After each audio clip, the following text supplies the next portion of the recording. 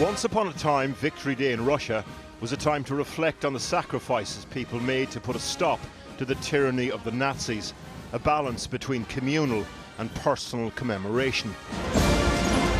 But over his 25 years in power, Vladimir Putin has pumped it full of imperial steroids, now the main calendar event in the Russian president's war cult.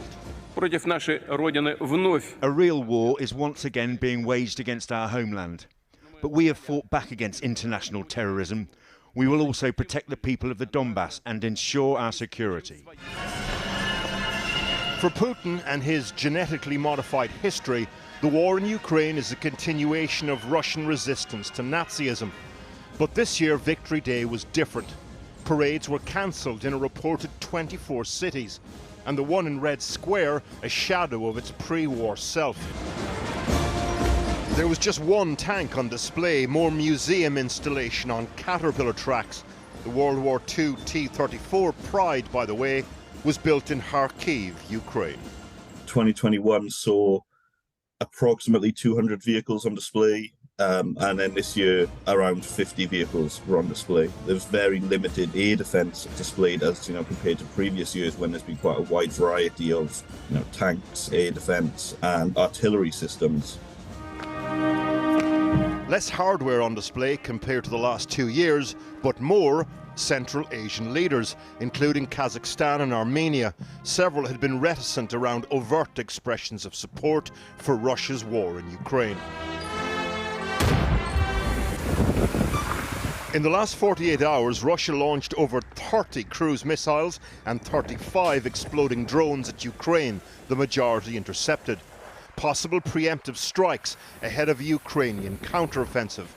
And one possibility is that that offensive will take place in the south. Over the weekend, the Russian administration started evacuating hundreds of people in settlements along the southern front line in the occupied part of the Zaporizhia region. They include the city of Enerhodar, where the Zaporizhia nuclear power plant is located. These buses are being used to evacuate people from the area. Although billed as a temporary evacuation, we've spoken to people inside the occupied city who describe a place starting to shut down completely. Something confirmed by the Ukrainian mayor of Enerhodar, who we spoke to this afternoon. It's not just people leaving. The Russians are also stealing hardware. They're taking medical equipment from hospitals, computers, documents. The local passport office has been cleared out. Petrol stations and bank machines are not operating. The internet connection is patchy. Supermarkets have closed down.